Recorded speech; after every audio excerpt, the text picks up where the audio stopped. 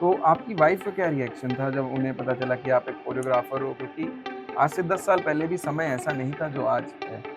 और work culture की बात करें तो मैंने लोअर लेवल पे भी काम किया है, हाई लेवल पे भी काम किया है। अगर आप अपना काम अच्छे से हार्ड वर्क से करते हो, तो आई डोंट थिंक आपको कुछ ऐसी प्रॉब्लम्स आती हैं। तो वो फ़ीलिंग आपको कैसी लगती थी कि जब आप आगे जब अपनी लाइफ़ में बढ़ते गए और मैं बहुत श्योर हूँ कि जब-जब आप परफ़ॉर्मेंस किसी को सिखाते होंगे, तो लोग आके डेफ़िनिटली एप्रिशिएट करते ही हैं क्योंकि ये फ़ॉर्म ही ऐसा है, ये आर्ट फ़ॉर्म ही ऐसा है। ये जी। मुझे बहुत सालों बाद समझ में आया कि सिखाने का पैसा मिलता है। वाह! देन फिर मैंने धीरे-धीरे शुरू किया और मेरा जो मैंने पहला चार्ज किया था वो ₹50 था एक परफॉर्मेंस का। दुबई के एक्सपीरियंस के बारे में बताइए क्योंकि आज का दुबई जो है, वो थोड़ा-सा मुझे लगता है डिफरेंट है रादर देन जो 2001 से लेकर 2009-10 के बीच में रहा हुआ। जैसे मेरे यहाँ प्रोफ़ेशनल क्लासेस अलग से चलती हैं और किसी को टीवी लेवल पे जाना है या आगे करियर बनाना है इस चीज़ में, हुँ। तो हम लोग सर्टिफ़िकेशन भी देते हैं, उनको आगे तक लेके जाते आप हैं। सर्टिफ़िकेशन भी देते हो सर्टिफ़िकेशन किसी भी को? देते हैं और लोगों को आगे भी लेके जाते हैं। ले स्वागत है आप सभी का मेरे नए पॉडकास्ट के नए एपिसोड में।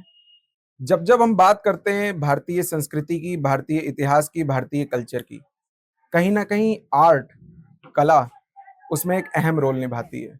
आज इसी कला की इज़्ज़त करने वाले, इसी कला की रिस्पेक्ट करने वाले एक गेस्ट हमारे साथ शामिल हैं, जिनका नाम है दीप भल्ला।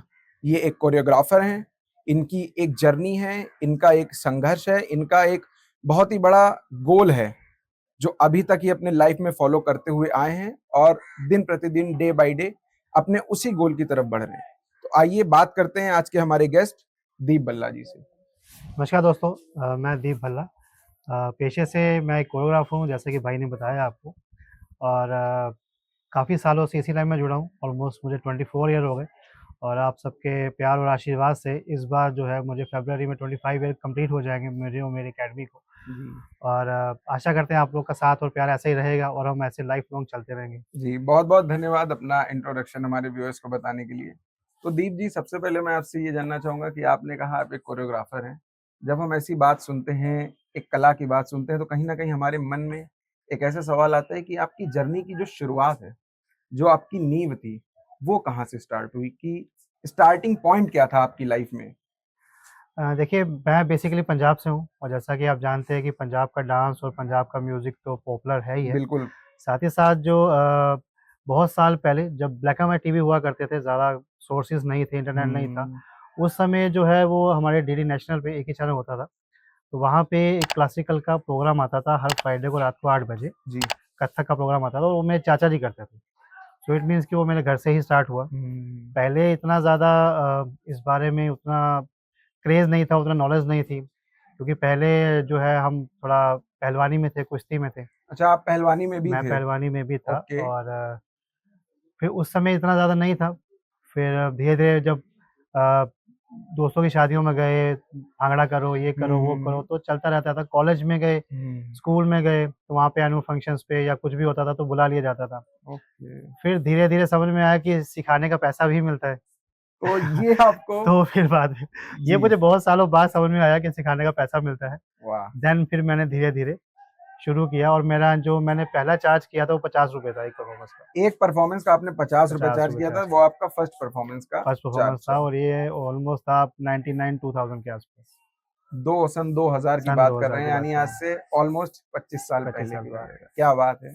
बहुत अच्छा लगता है जब आप जैसे कलाकारों से बातचीत होती है क्योंकि कला का सही अर्थ वही समझता है जो उसे 1-2 साल करके छोड़ता नहीं है, अपनी ज़िंदगी का एक हिस्सा बना लेता है। राइट। बहुत अच्छा लगा मुझे आपसे ये जान के। अब मैं ये जानना चाहूँगा कि जब आपने इस डांस की, इस कोरियोग्राफ़ी की शुरुआत की थी, तो आपके अंदर क्या वो बचपन से कहीं न कहीं एक वो होती है कि हमारे अंदर हमें पता होता है कि हाँ, हम ये कर सकते हैं। जैसे आपने बताया आपको कॉलेज में बुलाया जाता था, एनुअल फंक्शन में बुलाया जाता था।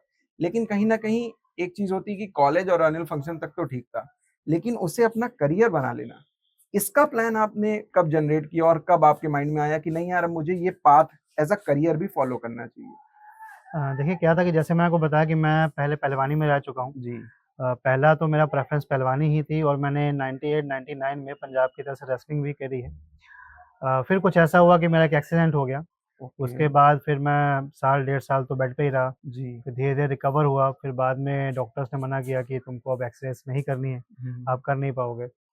फिर थोड़े डिसअपॉइंट हुए जैसे सब लोग होते ही हैं, बहुत ज़्यादा रहता था कि यार क्योंकि वो मेरा पहला प्यार था कि मुझे पहलवानी करनी है, मुझे इंडिया की तरफ से कुछ करना है, बट वो नहीं कर पाया बिकॉज उसमें कुछ मेरी ही गलती थी जिसकी वजह से एक्सीडेंट हो गया। अब उसके बाद कोई ऑप्शन नहीं था, तो फिर मेरे सारे फ्रेंड्स और मेरे रिलेटिव कोशिश करते थे कि मेरे साथ थोड़ा टाइम स्पेंड करें, क्योंकि उस समय मोबाइल इंटरनेट तो होते नहीं थे। जी। तो होता था कि कभी फंक्शंस में या शादी में चलो चलते हैं, चलते हैं, अच्छा तुम्हें भागना बहुत अच्छा, तुम भागना करो। फिर धीरे-धीरे इसमें जब हम मैं वो चीज़ करता था तो मुझे अच्छा लगता था अंदर से, खुशी होती थी कि मैंने यार ये चीज़ की है। फिर जब लोग देख के उसकी तारीफ़ करते थे तो और मज़ा आती थी। तो फिर धीरे-धीरे ये सब होने लगा, धीरे-धीरे फंक्शंस में जाने लगे। फिर एक बार मेरे एक फ्रेंड के कज़न के यहाँ किसी की शादी थी, तो उसने कहा कि यार तुम सिखा दो, डांस सिखा दो। डांस सिखा दो वहाँ जाकर उनको भांगड़ा वगैरह सिखा दो। तो मुझे इतना ज़्यादा नहीं था, मैंने कहा नहीं उसका पैसे भी मिलेंगे, तो मैं हैं पैसे मिलते हैं? कह रहा हाँ पैसे मिलेंगे, तो क्या क्या तुम बताओ क्या लोगे? तो हमने कहा यार हमें तो पता नहीं पहली बार कर रहे हैं। जी। कह रहा ₹50 देंगे। ₹50 उस समय ₹50 बहुत होते थे, क्योंकि उस समय जो है वो ₹2 की प्लेट समोसे की आ जाती थी, समोसे है आपकी, बहुत बड़ी तो बात है। बहुत अच्छा लगा। फिर हमने वहाँ पे जाके करवाया फिर एप्रिसिएशन भी मिला, साथ-साथ पैसा भी मिला। वो अलग बात है, दोस्तों के साथ वो पैसा खा गए, लेकिन बहुत मज़ा आया उस दिन। उस दिन के बाद लगा कि नहीं यार, अगर इसमें पैसा मिल जी, रहा है, जी, खुशी भी मिल रही खुशी है, भी तो क्यों मिल ना रही किया जाए? है, बिल्कुल। देखिए, कहीं न कहीं जब हमको ऐसा परफ़ॉर्मेंस का जो आपने बताया जब आप पैसे मिलते हैं, तो एक अंदर से एप्रिशिएट तो सभी लोग करते हैं, लेकिन राइट, अंदर से जो सेल्फ एप्रिशिएशन होता है कि वाह यार! मैंने क्या किया है? मतलब बहुत ही ज़्यादा अच्छा लगता है अंदर अच्छा से। लगता है, राइट। तो वो फीलिंग आपको कैसी लगती थी कि जब आप आगे जब अपनी लाइफ़ में बढ़ते गए और मैं बहुत श्योर हूँ कि जब-जब आप परफ़ॉर्मेंस किसी को सिखाते होंगे, तो लोग आके डेफ़िनिटली एप्रिशिएट करते ही हैं क्योंकि ये फ़ॉर्म ही ऐसा है, ये आर्ट फ़ॉर्म ही ऐसा है। तो जब आपको एप्रिशिएशन मिलता है, तब आप अंदर से क्या फ़ील करते हैं? क्योंकि बाहर से तो आप डेफ़िनिटली आप जेंटल रहते हो, हम्बल रहते हो, अकॉर्डिंग टू एटमॉस्फियर लेकिन अंदर कैसा लगता है? बहुत ही अच्छा फ़ील होता है, अब क्या बताऊँ, टॉप ऑफ द वर्ल्ड कह सकते हैं हम लोग। जब कोई भी मेरा क्लाइंट मेरे पास आता है और वो जो अपनी मेरे पास जैसी सिचुएशन, जैसी स्टोरी या फिर जैसी वो थीम लेके आता है, उसके हुँ, अकॉर्डिंग जब हम उसको करवाते हैं और उसको आगे लोगों से एप्रिशिएशन मिलता है और वो मुझे आके थैंक्स बोलता है या हमें हुँ। बताता है कि सर मेरा परफॉर्मेंस बहुत अच्छा गया, थैंक यू सो मच। तो बहुत अच्छा लगता है, ऐसा लगता है कि यार कुछ तो उखाड़ा है लाइफ में।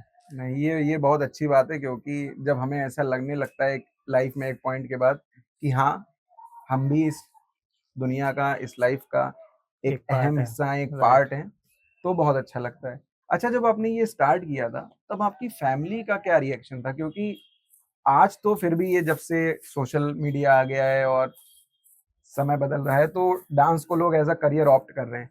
लेकिन बैक देन 25 साल पहले आपकी फैमिली का क्या रिएक्शन था या वर दे सरप्राइज्ड कि आपको डांस में करियर बनाना है या ऐसा कुछ no, no, they are choreographer very बन सपोर्टिव। एक्चुअली मेरी फैमिली हमेशा सपोर्टिव रही है। हुँ, जैसे कि मैंने बताया कि मेरे चाचा जी ऑलरेडी कथक करते थे और हुँ, वो टीवी लेवल तक जा गए हैं उस डेफ़िनेटली। समय।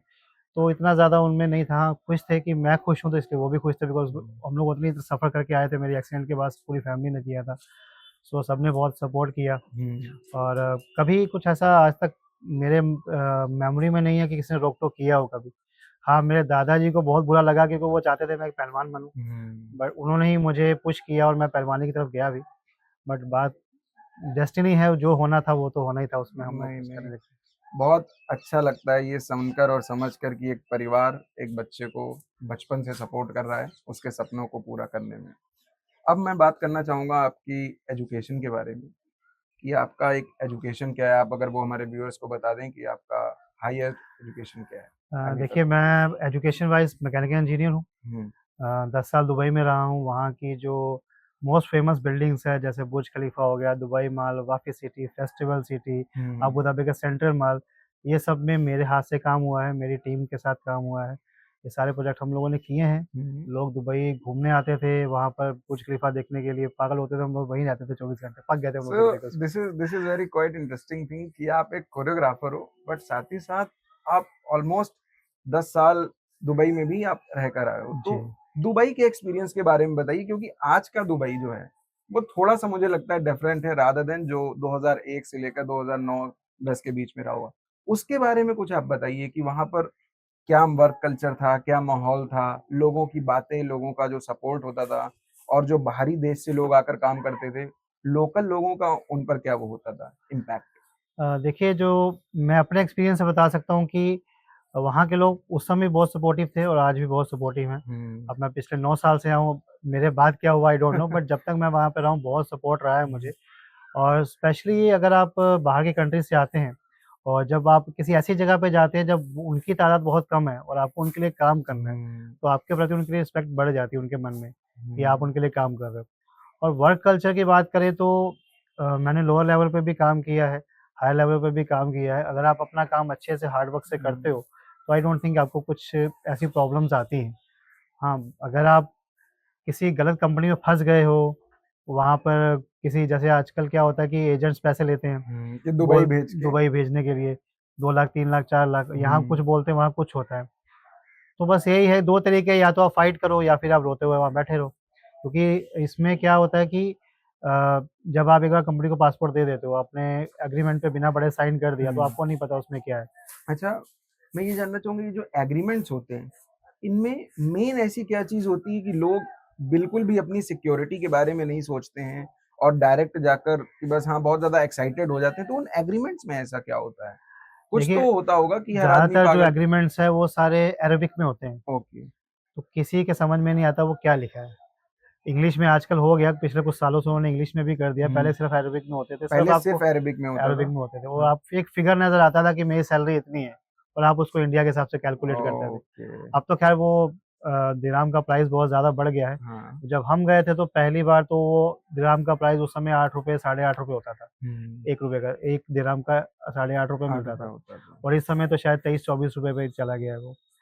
तो ये डिफ़रेंस है लोगों, और जिसके पास यहाँ पे काम नहीं उसको लगता है कि यार वहाँ जाऊँगा तो कम से कम मैं फैमिली को तो सपोर्ट कर पाऊँगा, वो हुँ, वहाँ जाते हैं। बट जब वहाँ जाके कंपनियाँ या फिर एजेंट्स उनके साथ कुछ ऐसा फ्रॉड कर कर देते हैं, देते फ्रॉड हैं। कर देते हैं, तो फिर वो बड़ा मुश्किल हो जाता है वहाँ सर्वाइव करना भी। हुँ, हम लोगों ने खुद, मैं और मेरे साथ और कई लोग थे जुड़े हुए, हम लोगों ने 7-8 लोगों को वहाँ से वापस भेजा है जिनके पास ₹1 नहीं था, कंपनी काम नहीं दे रही थी, पासपोर्ट नहीं दे रही थी। उनके लिए हमने, हमारे एक वकील थे वहाँ पे सरदार जी, हुँ, तो वो काफ़ी सपोर्टिव थे। तो उन्होंने बिल्कुल मिनिमल चार्ज, ना के बराबर चार्ज लेके हमारा केस लड़े और उन सबको वापस भेजा। हम लोगों ने अपना खर्चा अपनी पॉकेट से करके उन लोगों को वापस भेजा। बहुत सारे लोगों को सपोर्ट किया और इवन कि मेरे साथ जो लड़के काम करते थे मेरी साइट पे, हुँ, ऑलमोस्ट 3000 लेबर थी मेरे साथ। हुँ। तो किसी को भी कभी कुछ होता था तो हम लोग सपोर्ट करते थे हमेशा। क्यों? क्योंकि वो भी हमारी तरह ही बाहर से आए हैं और मेरे ख्याल से जब हम लोग इंडिया से बाहर होते हैं, अपने देश से हुँ। बाहर होते हैं, तो प्यार ज़्यादा बढ़ तो जाता कहीं है। न कहीं अगर एक इंडियन भी मिल जाता है, तो लगता है ये तो भाई अपना भाई भाई अपना है ही, हाँ, और इसकी बस। तो पूरी मदद करनी। बहुत बिल्कुल। अच्छी बात आपने इवन बोली। इंडियन नहीं, मेरे साथ तो पाकिस्तानी, बांग्लादेशी, नेपाली सब लोग रहे हैं हुँ, और हमने हमेशा सबका सपोर्ट किया है।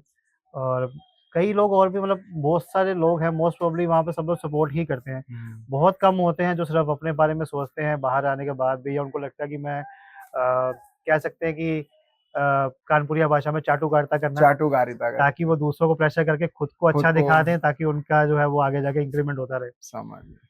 तो ख़ैर चाटुकारिता की तो कोई हद नहीं है। कोई हद नहीं है। चाटुकारिता पूरी दुनिया में हर इंसान कहीं न कहीं अपने काम के लिए, अपने फ़ायदे के लिए करता ही है। राइट। लेकिन अब मैं आपसे ये जानना चाहता हूँ कि जब किसी देश से दुबई जैसे जगह पर लोग जाते हैं, जैसे आप गए, आप बहुत अच्छी पोस्ट पे गए, कोई गया उसके साथ एजेंट ने फ्रॉड कर दिया। तो जो वहाँ के ऑफ़िशियल्स होते हैं, जो गवर्नमेंट ऑफ़िशियल्स होते हैं, वो इन चीज़ों को किस तरह से देखते हैं? क्या उनके ज़हन में कहीं न कहीं एक दया होती है कि यार एक हम्बलनेस होती है कि यार इन आफ्टर ऑल ये भी एक ह्यूमन बीइंग है, फँस गया है किसी चक्कर में या वो बिल्कुल मदद करते हैं कि नहीं तुम जहाँ से आए हो वहाँ से तुमको वापस भेजा जाएगा या मतलब दुबई गवर्नमेंट का इस तरीके के लोगों पर क्या प्रभाव पड़ता है? देखिए, मेरा जो आज तक का एक्सपीरियंस रहा है ना, हुँ, दुबई गवर्नमेंट हमेशा सबके सपोर्ट पे खड़ी रहती है। बस ओनली थिंग इज़ कि आपको उनके पास जाना है। हुँ, लोग डर के मारे जाते नहीं कि मुझे इंग्लिश नहीं आती है या मुझे अरबिक नहीं आती, मैं क्या बात करूँगा? अगर मैं वहाँ जाऊँगा तो मेरी कंपनी, ऐसा कुछ नहीं है। वो लोग इतना सपोर्ट करते हैं, इवन कि अगर आपको उनकी लैंग्वेज नहीं आती, हुँ, वहाँ पे ट्रांसलेटर होते हैं जो आपकी बात उन तक पहुँचाते हैं। और अगर फिर भी आपको कुछ नहीं आता तो फिर भी वो पहले आपको बिठाएँगे, पानी-वानी पिलाएँगे, आपको पहले रिलैक्स करेंगे, उसके हुँ, बाद जानने की कोशिश करेंगे क्या हुआ। देन फिर अगर जो भी प्रॉब्लम होती है वो उसमें इन्वॉल्व होके आपको वहाँ से निकालेंगे फॉर श्योर। हुँ। हाँ, अगर आप उनके रूल तोड़ते हो तो फिर वो उतने ही सख्त भी हैं। अच्छा अब जैसे आपने बोला रूल तोड़ते हो, यहाँ पर रूल तोड़ने पर आप भी देखते हो, आप इंडिया में रह रहे हो इतने टाइम से, बॉर्न एंड ब्रॉट अप यहीं पे हो। इंडिया में जब कोई रूल तोड़ता है तो वो इस चीज़ को बहुत ज़्यादा सीरियसली नहीं लेता है। हालाँकि मैं कभी दुबई गया नहीं हूँ, आप इतना लंबा अरसा वहाँ पर बिता कर आए हैं। तो जब वहाँ पर कोई रूल तोड़ा जाता है, मैं कह रहा हूँ बहुत बड़े रूल की बात नहीं करते हैं, सिर्फ इतना कर लेते हैं कि वहाँ पर चोरी की है किसी ने। और यहाँ जो चोर होते हैं वो बहुत शान से चोरी करते हैं, उन्हें अपना हक समझते हैं। कहते हैं मैंने किसी का मेहनत का नहीं मारा है, किसी की मेहनत का नहीं खाया, मैंने चोरी की है। तो वहाँ के और यहाँ की इस सोच में क्या फ़र्क है? देखिए, जब 10 साल रहा हूँ, 10 साल में एक ही मामला मेरे सामने आया जो ऐसा चोरी का। चोरी का हो, क्योंकि वहाँ सबके पास ऑलमोस्ट काम है, हुँ। तो इस तरफ ध्यान ही नहीं जाता है, पहली बात तो यही। और जिनके पास काम नहीं है, वो भी कोशिश करते हैं कि पार्ट टाइम कुछ भी बाहर जाके कुछ ना कुछ तो कर लें। अर्न करें। और जिसको नहीं करना, तो वो उसको यहाँ भी नहीं करना, वहाँ भी नहीं करना। और ऐसा कुछ मामला सामने आता भी है और अगर पुलिस तक पहुँचता है, तो वो उठा के सीधा उसको अंदर डाल देते हैं। और जेल भी वहाँ की बिल्कुल, यहाँ की बहुत जेल की जैसी नहीं है, बहुत 5 हाँ, स्टार जैसी है। बट ये है कि वहाँ पे अंदर डाल देंगे, फिर केस चलेगा, फिर उसके बाद उसको डिपोर्ट कर देंगे वो लोग। बहुत सही बात आपने बोली। आपने जो बोला है कि जिसके पास काम है, वो ये काम नहीं करेगा। लेकिन सुनकर कहीं न कहीं इतना बड़ा शॉक लगता है कि जब आप बोलते हो कि 9 साल, 10 साल में आपकी एक रेंज ऑफ एरिया में एक चोरी का मामला सामने आया। और इंडिया में अगर आप न्यूज़ आर्टिकल्स, डेली ब्लॉग्स या जो भी आप देख लो पोस्ट इवन सोशल मीडिया पे कहीं न कहीं आपको दिख ही जाता है कि रॉबरी का केस, चेन स्नैचिंग का केस। तो ये बहुत सही चीज़ आपने एड्रेस की है कि काम अगर करोगे तो ये सब चीज़ें दिमाग में नहीं आएँगी और जिसको काम करना है वो यहाँ भी कर लेगा और जिसको नहीं करना है उसको सात समंदर पार भी आप भेज नहीं दीजिए, करेगा वो। तो वो काम नहीं कर पाएगा। बहुत अच्छा लग रहा है आपसे बात करते हुए। सेम अब हियर ब्रो, मैं थैंक यू। आगे ये जानना चाहूँगा दीप जी कि जब आप डांस करते हो, तो कहीं न कहीं आप अकेले जब करते हो तो एक अलग चीज़ है, लेकिन जब आप डांस सिखाते हो किसी को, जब आप कोरियोग्राफ़ी किसी को देते हो और जो भी आप आगे प्रोसेस फ़ॉलो करते हो, तो उसमें जो लोग पार्टिसिपेट कर रहे हैं, वो तो बहुत अच्छा फ़ील करते हैं। बट कुछ लोग होते हैं क्रीपी टाइप के, जजिंग या ऐसे कह लो जो लोग हर तरफ बस आलोचना करना जानते हैं। उनको आप किस एंगल से लेते हो कि क्योंकि समझ आ जाता है कि ये हमको किस नज़र से देख रहा है। ऐसे लोगों का आपकी लाइफ़ पे क्या इम्पैक्ट है या ऐसे लोगों की बातों को आप अपने ऊपर किस तरह से लेते हो? देखिए, पहली बात तो ये कि आप जब भी किसी क्लाइंट के पास जाते हैं, हुँ, तो आप जो अपना ऑरा वहाँ पे छोड़ के आते हैं, हुँ। उसी के अकॉर्डिंग लोग आपको जज करते हैं, ट्रीट करते हैं। जी। और माता की कृपा से मेरे साथ ऐसा बहुत ही कम हुआ है कि ऐसे क्रीपी क्लाइंट मुझे मिले हों। अगर मिले भी हों तो मुझे ज़्यादा फ़र्क पड़ता नहीं है, बिकॉज़ अगर मैं उनकी तरफ ध्यान दूँगा तो काम कैसे करूँगा? हुँ, मेरा फ़ोकस रहता है कि अपना काम करें। ऐसे क्लाइंट होते हैं जिनको मुझे सिखाना पड़ता है, बिकॉज़ वो क्रीपी हैं, फिर भी मुझे सिखाना है बिकॉज़ मेरा काम है। हुँ, तो फिर उनको उसी हिसाब से टैकल किया जाता है, जो उनको चाहिए वो सर्व किया जाता है। सिंपल चीज़ ये है कि हर इंसान में पॉज़िटिव और नेगेटिव होता है। हुँ। अगर बंदा आपके सामने नेगेटिव आ रहा है, तो आप उसको पॉज़िटिव में बदल सकते हो, बट डिपेंड करता है कि आप कैसे बदलते हो। अब आई थिंक इतने साल के एक्सपीरियंस के बाद और ये सब चीज़ें बहुत बड़ी नहीं हैं। बहुत मैटर नहीं करती बट हाँ, हाँ, कभी-कभी ये बात मैंने इसलिए पूछी क्योंकि जो भी हमारे व्यूअर्स इस पॉडकास्ट को देखेंगे, जब वो आपके आर्ट फॉर्म, आपके प्रोफ़ेशन की बात सुनेंगे, तो उन्हें कहीं न कहीं ये लगे कॉन्फिडेंस आएगा कि हाँ यार, मैं भी कोरियोग्राफ़र बन सकता हूँ, मेरा भी डांस में इंटरेस्ट है, एक्स, वाई, ज़ेड। बट जब वो दूसरा एंगल, जैसे आपने तो ये जंग जीत ली जो सबसे बड़ी होती है कि अब मैं इस चीज़ को सोशली, समाज में जाके करूँगा। आपने वो जंग जीत ली। बहुत सारे ऐसे लोग होते हैं जो अपनी कला को बस इसी डर के चलते सामने नहीं ला पाते हैं समाज के। उनके लिए आप क्या बोलोगे कि उन्हें ऐसा कौन-सा स्टेप लेना चाहिए या ऐसा कौन-सा कदम उठाना चाहिए कि उनके अंदर से जो सामाजिक डर है, ऐसे लोगों का जिनका उनकी लाइफ़ में कोई रेलेवेंस ही नहीं है, उनके लिए आप क्या सजेस्ट करोगे कि यार क्योंकि कहीं न कहीं आपने भी जब स्टार्ट किया होगा मन में एक झिझक तो रहती है, सबके बिल्कुल रहती है, रहती वो है, तो आज भी रहती है इतने आज सालों भी बाद। रहती है। तो राइट। उन लोगों को आप क्या बोलोगे कि यार कैसे स्टार्ट करो ये चीज़? देखिए, मैटर करता है कि जो आर्ट, जो कला आपके अंदर है, वो आपके लिए कितने मायने रखती है। हुँ, अगर आप सोचते हो कि मुझे वो करना है, मतलब अगर मैं वो करूँगा तो मुझे रिलैक्स फ़ील होगा या मुझे वो करना बहुत अच्छा लगता है, तो आपको एक छोटे स्केल से स्टार्ट करना चाहिए। फॉर हुँ, एग्ज़ाम्पल अगर आप गिटार बजाते हो, आप कमरे में गिटार बजाते हो, धीरे-धीरे आप दोस्तों के सामने शुरू करो, हुँ, फैमिली के सामने शुरू करो। फिर एक पॉइंट ऑफ टाइम आएगा जब वो बोलेंगे यार शादी में या किसी फंक्शन में कि यार तुम हुँ, बजा के दिखाओ। फिर धीरे-धीरे जब आप बजाना शुरू करोगे, 1 फंक्शन में, 2 फंक्शन में, धीरे-धीरे आपका अंदर से जो कॉन्फिडेंस है वो बढ़ता जाएगा। हुँ, तो जैसे अभी कुछ दिन पहले मेरे पास एक क्लाइंट आई थी, तो उन्होंने कहा कि यार मैंने लाइफ़ में कभी डांस नहीं किया ओके। और वो ऑलरेडी 3-4 जगह से घूम के मेरे पास आ गई थी क्योंकि मेबी उन्होंने मेरे रिव्यू देखे होंगे या व्हाटएवर इट इज़। हुँ, सो वो जब मेरे पास आई तो वो काफ़ी डिसअपॉइंट थी बिकॉज़ इतने सारी जगह पे जाके उनको सीखने को नहीं मिला। या वो उस लेवल पे नहीं सीख पाई जिस लेवल पे वो चाहती थी। हम्म, तो जब मेरे पास आई तो आके पहले तो आधा घंटा हम बैठे, बातचीत हुई, तो फिर मैंने उनको थोड़ा विश्वास दिखाया, कॉन्फिडेंस दिलाया कि नहीं आप कर लोगे, आप एक बार सेशन में तो आओ। सेशन में आओ। क्योंकि मेरी आदत है कि जब आप मेरे पास आते हो तो मैं पहले 1-2 दिन 3 दिन आपको देखूँगा, आपकी बॉडी लैंग्वेज कहाँ जा रही है, म्यूज़िक की समझ है, नहीं है नहीं या है। कितनी है, ताकि उसी के अकॉर्डिंगली आपको कोरियोग्राफ कर सकूँ। तो फिर वो आई, हम लोगों ने धीरे-धीरे उसको उनको सिखाना शुरू किया। हम्म, चीज़ें बताएँ, टेक्निक बतानी शुरू करी कि आप इसको ऐसे करो, वैसे करो। अच्छा ये नहीं अच्छा लग रहा हम लोग को, आप ये ट्राई करो। तो जब उन्होंने 1 हफ्ता 10 दिन डांस किया, तो हम्म, उनके चेहरे पे एक्सप्रेशन आने शुरू हो गए ऑटोमैटिक। जब वो चेहरे पे एक्सप्रेशन आने शुरू हो गए, उनको अंदर से अच्छा लगना शुरू हो गया। हम्म, जब और 2-3 लोगों ने तारीफ़ करी, बहुत अच्छा आ रहा है यार तुम्हारे ऊपर। करते-करते आज उनको मेरे पास 4-5 महीने हो गए हैं सीखते हुए, और इस समय उनको देख के कोई नहीं कह सकता कि उन्होंने कभी ज़िंदगी में डांस नहीं किया है। डांस नहीं किया था, आपके साथ जो किया है वो पहली बार किया है। पहली बार किया है। तो जब हम इस तरीके की बात सुनते हैं तो कहीं न कहीं हर किसी को लगता है कि मैं भी ये कर सकता हूँ। तो बहुत बढ़िया आपने जो स्टेप लिया, जो आपकी क्लाइंट है उनके लिए। नेक्स्ट क्वेश्चन जो मैं आपसे ये पूछना चाहूँगा कि आप ही की बातों से निकल के आया है, जब हम डांस को एज़ अ करियर ऑप्ट करते हैं या कोई ऐसा बंदा है जिसको डांस नहीं आता है, तो जब वो ये चीज़ चाहता है लेकिन उसके अंदर एक बस एक वो आग है कि हाँ, मुझे डांस करना है, मुझे कोरियोग्राफी करनी है, आगे चल के अपनी एकेडमी खोलनी है, right. Kind of a business में भी शिफ्ट होना है। तो ऐसे सिंगल एक इंसान के लिए ये कितना ज़्यादा आज के टाइम पे टफ है या ईज़ी है कि वो इस काम को परस्यू कर सके?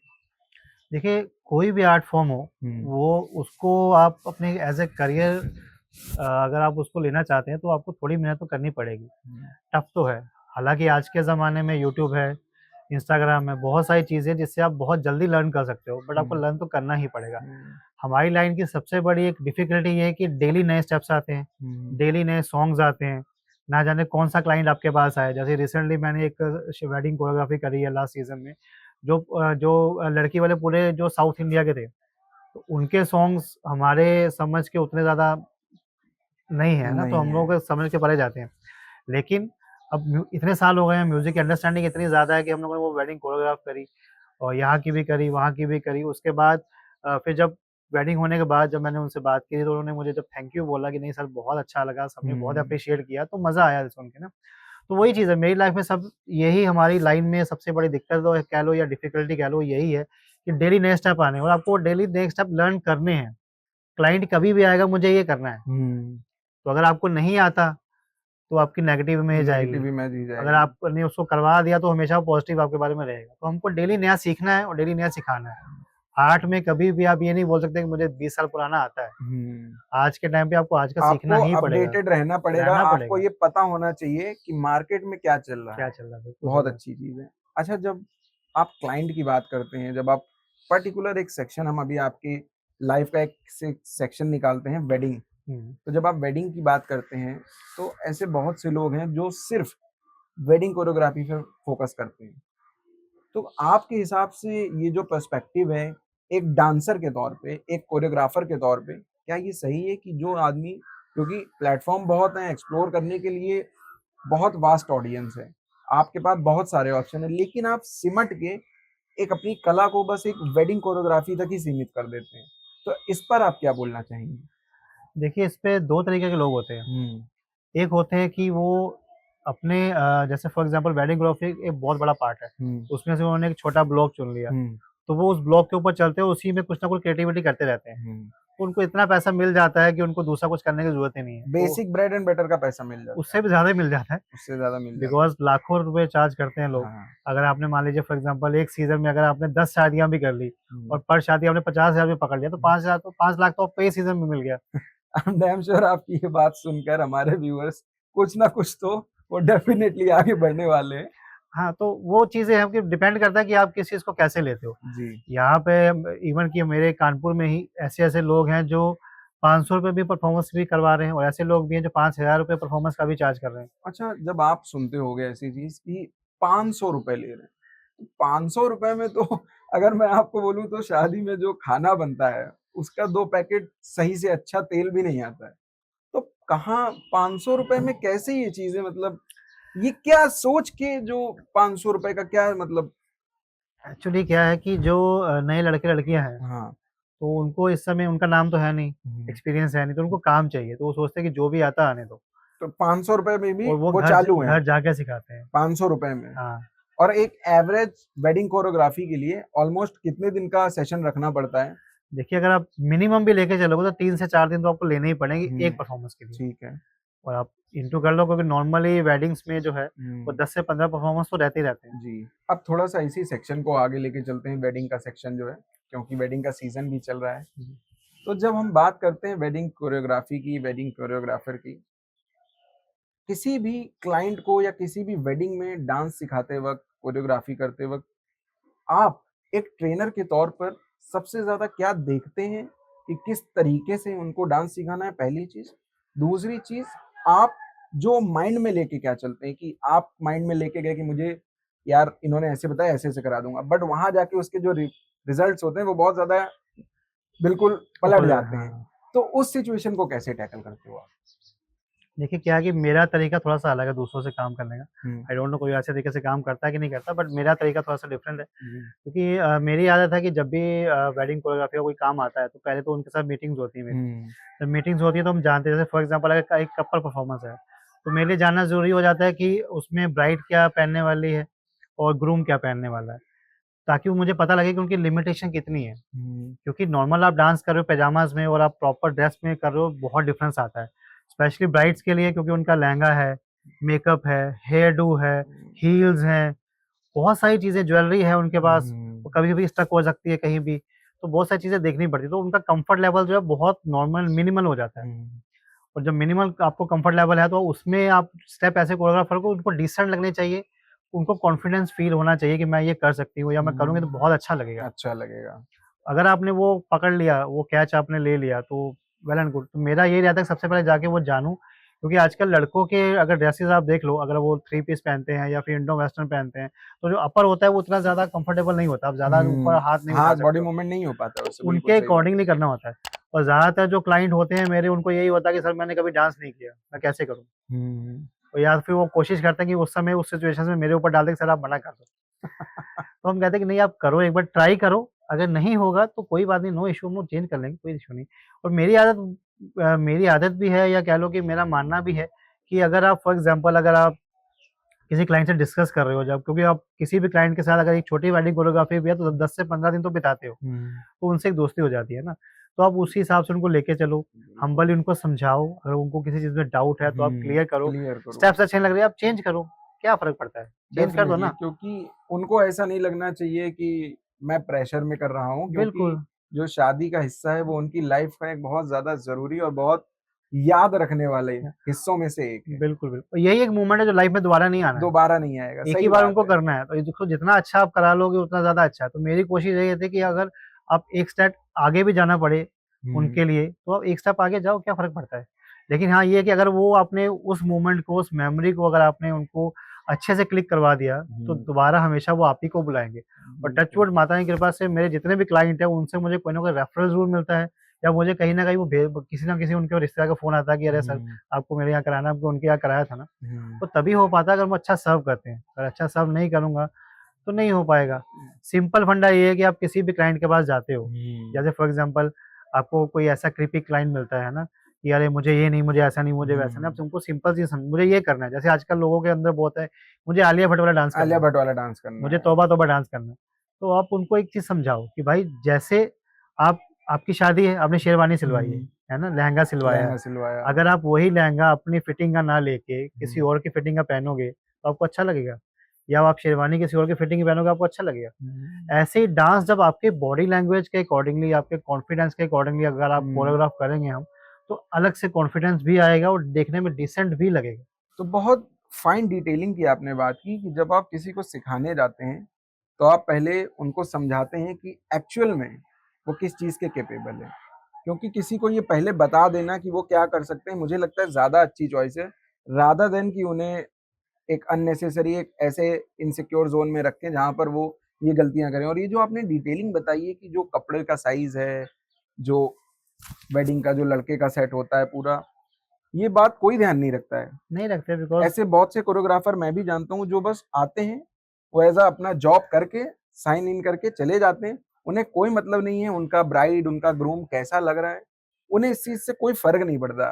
वो बस आते हैं, कोरियोग्राफ़ी करके चले जाते हैं। तो ये आपने जो आपसे बात करके मुझे ये समझ में आ रहा है कि क्यों आप 24 साल, 25 साल से ये चीज़ परस्यू कर रहे हो, क्योंकि आप सच में इस चीज़ से मोहब्बत करते हो। वो बात मुझे बहुत अच्छी लगी।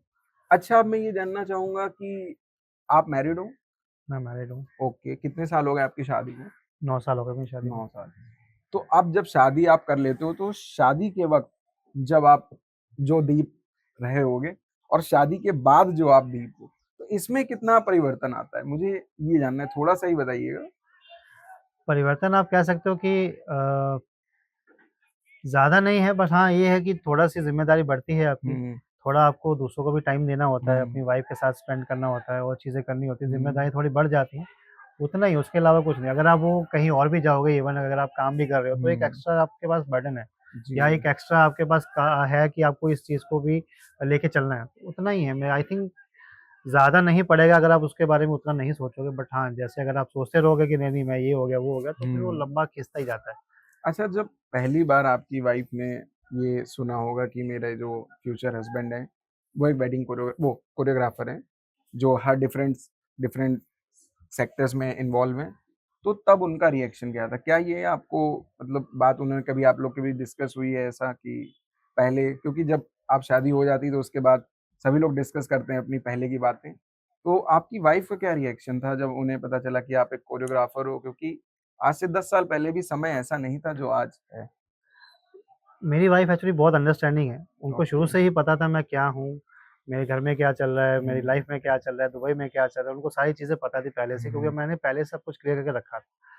सो वो भी काफ़ी ओपन माइंडेड हैं क्योंकि वो टीचर हैं तो उनको भी पता है सारी चीज़ों के बारे हुँ, में, तो काफ़ी ओपन माइंडेड है, तो इतना ज़्यादा कभी भी कुछ प्रॉब्लम आई नहीं। हुँ, नॉर्मल हमेशा वो जब भी होता है मेरे सपोर्ट में खड़ी रहती है, इवन कि कभी मुझे ज़रूरत भी पड़ती है, हुँ। किसी को कपल डांस सिखाना है, कुछ करना है, तो ऑलवेज़ वो शी इज़ विद मी, सो ज़्यादा कुछ दिक्कत हुई नहीं कभी भी। तो कहीं न कहीं मेरा ये कहना गलत नहीं होगा कि एक सक्सेसफुल करियर के लिए supportive parents and supportive partner, बिल्कुल इन सही है। दोनों की ही बहुत-बहुत ज़्यादा आवश्यकता होती बहुत है। आवश्यकता होती है, सही बात है। तो आपसे बात करके मुझे कहीं न कहीं ये समझ में आया कि जो कला के असली लवर हैं, जिन्हें हम लोग आर्ट लवर कह सकते हैं या ये कह सकते हैं कि कोई भी पर्दा नहीं है आपकी और आपकी कला के बीच में। आप और आपकी कला बहुत ही ज़्यादा टाइम से एक-दूसरे के साथ हैं। आपने कभी अपनी कला के साथ, मुझे नहीं लगता ये कहना गलत होगा कि कोई दगा किया है। आपने पूरे हुँ, मन से उस काम में आप इन्वॉल्व हुए हो। आप कहीं भी जाते हो, किसी को भी जाते हो, पूरे मन से सिखाते हो। बिल्कुल सही। एक क्वेश्चन और है मेरा जो सबसे मुझे लगता है कि व्यूअर्स जानना चाहेंगे, बहुत इंपॉर्टेंट क्वेश्चन है। In the name of dance form, in the name of choreography, जो डांस एकेडमियाँ आज के टाइम पे एक्टिवेट हो रही हैं, मैं भी एक टाइम पर मल्टीपल डांस एकेडमीज़ में गया हूँ स्कूल टाइम में। तब के टाइम पे 2016-17 में मैं ₹2000 देता था पर मंथ का, और मैं आपको लिटरली बता रहा हूँ 15 से 20 दिन में एक गाना वो लोग करा पाते थे, और वो भी 30 बच्चे, 12 बच्चे, 15 बच्चे खड़े हैं, उनका सेट बना दिया और अननेसेसरी चीज़ें करा रहे हैं, एक्सरसाइज़ करा रहे हैं, वार्म अप करा रहे हैं। तो इस पर आप किस एंगल से देखते हो कि ये जो डांस एकेडमीज़ हैं, ये बच्चों के साथ खिलवाड़ कर रही हैं या ये एक बिज़नेस बना दिया गया है, बिज़नेस रूटीन है? क्योंकि 30 के 30 बच्चे तो मैं भी समझता हूँ उन्हें डांसर या कोरियोग्राफर नहीं बनना है, बट अगर उसमें से कोई एक है जो सच में डांस को लर्न करना चाहता है, वो आगे क्या करता है कोई फ़र्क नहीं पड़ता है। इस चीज़ को आप किस एंगल से देखते हो? देखिए जैसा कि आपने बोला कि लोग बिज़नेस को लेके चलते हैं, बिज़नेस तो है ही है। हुँ, साथ ही साथ क्या होता है कि जब आप एक जनरल बैच में आते हैं, तो ऑब्वियस सी बात है अगर आप स्कूल भी जाते हो तो वहाँ पे 50 बच्चे होते हैं, हुँ, तो 50 को टीचर को देखना होता है। अगर आप हुँ, नहीं देखोगे तो घर कैसे चलाओगे? हुँ, देखना पड़ता है। उनमें से कोई अगर बहुत अच्छा है, तो आप उसको थोड़ा-सा पुश करके एक अलग लेवल पे ले जा ले सकते जा हो। सकते हो। डिपेंडिंग ऑन कि आप उसको कैसे फाइंड आउट करते हो या फिर वो उसको आप कैसे देखते हो। कुछ लोग हुँ, करते हैं कि उनको सेपरेट क्लासेस देते हैं। जैसे मेरे यहाँ प्रोफेशनल क्लासेस अलग से चलती हैं। हुँ, अगर किसी को टीवी लेवल पे जाना है या आगे करियर बनाना है इस चीज़ में, हुँ। तो हम लोग सर्टिफ़िकेशन भी देते हैं, उनको आगे तक लेके जाते आप हैं। सर्टिफ़िकेशन भी देते हो सर्टिफ़िकेशन किसी भी को? देते हैं और लोगों को आगे भी लेके जाते हैं। लेके जाते तो डिपेंड करता है कि या वो बंदा सामने वाला या उसके पेरेंट्स उसको कैसा देखते हैं या कैसा करना चाहते हैं। हो। जैसे आजकल बहुत सारे स्कूल के टीचर्स मेरे पास आ रहे हैं कि सर हुँ, हमें डांस का सर्टिफ़िकेशन चाहिए। वही पूछते हैं कि यार आप तो ऑलरेडी टीचर हो तो सर्टिफ़िकेशन क्यों माँग रहे हो? वो भी हुँ। स्कूल में हो, कॉलेज में हो। मतलब एक अच्छे स्कूल के डांस टीचर आपके पास आके not certification, dance teacher, education teacher. Education teacher, वो मेरे और पास उन्हें डांस सर्टिफिकेट डांस मांगते हैं? सर्टिफिकेशन ओके, चाहिए बिकॉज़ उनको एक्स्ट्रा इंक्रीमेंट मिलता है वहाँ पे। जब ओके। उनके पास ये सब होता है बिकॉज़ स्कूल का डांस टीचर का पैसा बचता है। हाँ, उनको आधी सैलरी देते हैं तो वो पूरा काम करते हैं। ऑलरेडी उनको एक सैलरी मिल ही रही होती है। तो ये उनको भी ये चीज़ आजकल ये चीज़ बहुत बढ़ रही है। जब से ये टीवी और सोशल मीडिया आया है तो लोगों को लगता है कि और अच्छे से करियर बन सकता है। हुँ, वाक़ई में बन भी सकता है। हाँ, बस ये है कि आप अपनी इमेज क्लाइंट के सामने कैसे बनाते हो? अगर आप बोलोगे क्लाइंट को कि मैं ₹500 चार्ज करता हूँ जी, हुँ। और आप वही काम करोगे तो क्लाइंट आपको हमेशा 500 ही देगा। अगर आप 5000 माँगोगे तो क्लाइंट हमेशा 5000 ही देगा। डिपेंड करता है आपके ऊपर आप क्या चाहते हो। हुँ, हम कम काम करते हैं लेकिन अपने प्राइस पे, अपनी कंडीशंस के साथ करते हैं ताकि उसमें एक तो मुझे मज़ा आएगा हुँ, खुद करने में, सेकंडली मैं सामने उसको उतना ही अच्छा दे पाऊँगा। अगर मुझे कम पैसा मिल रहा है हुँ, या मेरी कंडीशंस पे नहीं मिल रहा है तो मैं उस पे फ़ोकस ही नहीं कर पाऊँगा। हुँ, तो मेरा होगा कि या मैं काम निपटा दूँ, और ऐसे हुँ, काम मुझे करना पसंद नहीं है। क्योंकि जहाँ भी मैं काम करता हूँ या मेरी टीम काम करती है, मेरा नाम साथ में जाता है। हुँ। आप मेरे रिव्यूज़ पढ़ोगे या मेरे क्लाइंट से कभी मिलोगे, बात करोगे, तो आपको समझ में आ जाएगा कि उनका मेरा जो रिलेशन है वो कितना अच्छा बिल्डअप हो जाता है एज़ अ फैमिली। उनको लगता है कि नहीं हम लोग फैमिली मेंबर्स हैं, कभी भी फ़ोन करके बहुत सारे ऐसे क्लाइंट हैं वो कभी मुझसे प्राइस नहीं पूछते हैं, सर आपको आना है, आना है। That's all. डेफ़िनेटली, क्योंकि जब आप अपने काम के प्रति इतना ज़्यादा ईमानदार हो कि आप कभी भी कोई भी उसमें ऐसी चीज़ नहीं करते हो जो किसी क्लाइंट को तकलीफ़ दे, तो डेफ़िनेटली आपको लोग कॉल करके वापस बोलेंगे, इन्फॉर्म करेंगे, जो भी इवेंट है उसको करवाएँगे आपसे ही। तो ये जो चीज़ें आजकल चल रही हैं डांस को लेकर के, आने वाले टाइम में आपको क्या लगता है कि ये जो डांस फ़ॉर्म एक चल रहा है अलग-अलग तरीके का, क्या ये, क्योंकि अब आप देख रहे हो हर गली से, समझ रहे हो आप मेरी जी, बात, जी, जी। कि हर गली से एक डांसर आ रहा है और उसका भी एक विज़न, बात आप सुनोगे तो उसका विज़न वही है कि मुझे आसमान छूना है। लेकिन उतनी कड़ी मेहनत, उतनी लगन और उतनी ज़्यादा ऑनेस्टी अपने आर्ट फ़ॉर्म के प्रति, वो नहीं है। तो आप उन लोगों को क्या बोलना चाहोगे? और अंत में आप एक क्या मैसेज देना चाहोगे उन लोगों को, जो ये काम अब शुरू करना चाहते हैं, सच्ची लगन से, जिनके अंदर वो आग है, आप ही की तरह जब आप फ़ीनिक्स थे? देखिए, मैं तो सिर्फ़ इतना ही कहूँगा कि अगर आप क कोई आर्ट फ़ॉर्म चुनते हो और आपको लगता है कि मुझे ये करना है, हुँ, अगर अंदर से सच में फ़ील होता है ना, तो फिर हुँ, आप उसको करो। स्टार्टिंग में प्रॉब्लम्स आएँगी, पैसा हुँ, कम मिलेगा या बहुत सारी जगह रिजेक्शन मिलेगी, बट आपको उसको चलते रहना है, छोड़ना नहीं है। हुँ, अगर आप उसको प्रोसीड करते रहोगे, तो कहीं न कहीं आपको सक्सेस मिल जाएगी। हुँ, क्योंकि आप क्या हो या आपकी सक्सेस क्या है, ये आप डिफाइन करते हो कि मेरी जर्नी क्या होनी चाहिए या मुझे किस लेवल तक पहुँचना है, ये कोई और डिसाइड नहीं करता है। कोई और डिसाइड नहीं अगर आप करेगा। 4 लोगों की बातें सुन के बैठ जाओगे, हुँ, तो फिर लाइफ़ में आप कुछ भी कर लो, आप नहीं कुछ कहीं पहुँच पाओगे बिकॉज़ आप 4 लोगों की बातें सुन रहे हो ना। हुँ, अगर आप नहीं सुन रहे हो, 10 लोग बातें करते हैं, आपको अगर 10 लोगों की बातें अच्छी नहीं लगती हैं, कोई बात नहीं, आप 11वीं की सुनो, 11वीं की अच्छी लगती है, आप उसके साथ चले जाओ, क्या फ़र्क पड़ता है? डिसीज़न तो आपका है ना, कोई आपको कॉलर पकड़ के तो लेके नहीं जा रहा है। अगर आपको लगता है कि मुझे इस फ़ील्ड में आना है, तो ये फ़ील्ड में आके काम करना बहुत ईज़ी नहीं है, क्योंकि बहुत सारी चीज़ें झेलनी पड़ती हैं। हुँ, यहाँ पे सर्टिफ़िकेशंस की बात मैं आपको कर रहा था थोड़ी देर पहले। मेरे जब सर्टिफ़िकेशंस होते हैं, तो हम उनमें ये भी सिखाते हैं कि क्लाइंट को कैसे हैंडल करना है, अप्रोच कैसे करना है? अप्रोच कैसे करना है, हैंडल कैसे करना है, इंक्वायरीज़ अब आ रही हैं, तो उनको फिर कन्वर्ट कैसे करना है, हुँ, ताकि सिर्फ़ वो डांस ना सीखें, साथ-साथ हुँ, मार्केट में जाके उनको कैसे सर्वाइव करना है, वो भी सीखें। हुँ, तो ज़्यादातर मतलब 99.99% ऐसा नहीं होता है। नहीं लोगों होता। को होता है डांस सिखा दिया, आप जाओ करो, लोग अपने आप हाँ, सीखते हैं। और ऐसी लाइन में क्या होता है कि आप 10 बार गिरोगे, अगर आप 10वीं बार भी उठ के खड़े हो गए तो आप कहीं न कहीं तो पहुँच ही जाओगे, ये तो फॉर श्योर है। ये बहुत अच्छी बात आपने बोली। जब बात होती है कला की, जब कभी भी मेरे ज़हन में बात होगी ऐसी कि एक आर्ट फ़ॉर्म की, तो मैं डेफ़िनेटली आपको याद करूँगा, क्योंकि थैंक यू सो आपने मच। आज जो बातें पॉडकास्ट पर आकर बोली हैं, आई एम श्योर कि हमारे जो व्यूअर्स हैं वो कहीं न कहीं इनसे यही सीखेंगे कि किसी भी आर्ट फ़ॉर्म के लिए आपका लॉयल होना उस आर्ट फ़ॉर्म के प्रति ज़रूरी है। बहुत क्योंकि ज़रूरी है। पिछले जितनी देर से भी मैं आपसे बात कर रहा हूँ, मुझे यही समझ में आया है कि आपका जो फर्स्ट मोटिवेशन है अपनी लाइफ़ का, वो यही है कि आप अपनी आर्ट फ़ॉर्म के प्रति लॉयल रहें हमेशा से। तो दीप जी, उसके लिए मैं बहुत-बहुत आपको थैंक यू सो मच शुक्रिया सर। अदा करना चाहूँगा आपका, कि आप मेरे पॉडकास्ट में आए। मुझे बहुत अच्छा लगा कि आपने इतने अच्छे तरीके से कला की, आर्ट फ़ॉर्म की बातें की, लोगों को सुझाव दिए, अपने एक्सपीरियंसेस बताए।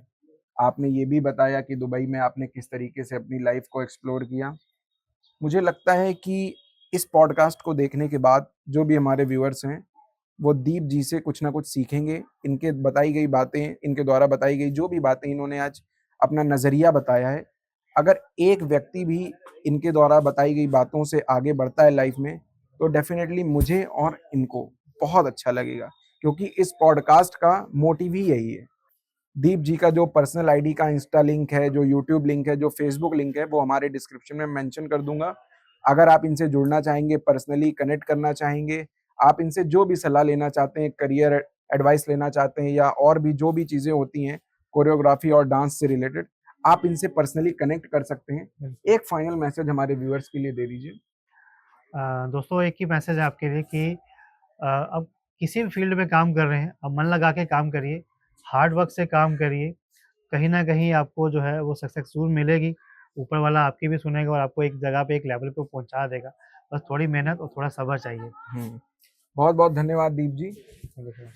इनके हिसाब से जो भी इन्होंने बताया है वो बहुत अच्छा बताया है। हर किसी का अपना-अपना ओपिनियन होता है, लेकिन एक बात आप ज़रूर ध्यान रखिएगा कि किसी भी आर्ट फॉर्म के प्रति आपको लॉयल होना बहुत ज़रूरी बहुत है। ज़रूरी है। बिना लॉयल्टी के आप उस आर्ट फॉर्म में मास्टर्स हासिल ही नहीं कर पाओगे। तो दोस्तों, बहुत-बहुत शुक्रिया अगर आपने यहाँ तक इस पॉडकास्ट को देख लिया है। मैं श्योर हूँ कि आप अपनी लाइफ़ में पर्सपेक्टिव से हटकर एक चॉइस की तरफ बढ़ेंगे इस पॉडकास्ट को देखने के बाद। मिलते हैं आपसे नेक्स्ट एपिसोड में, तब तक के लिए जय हिंद।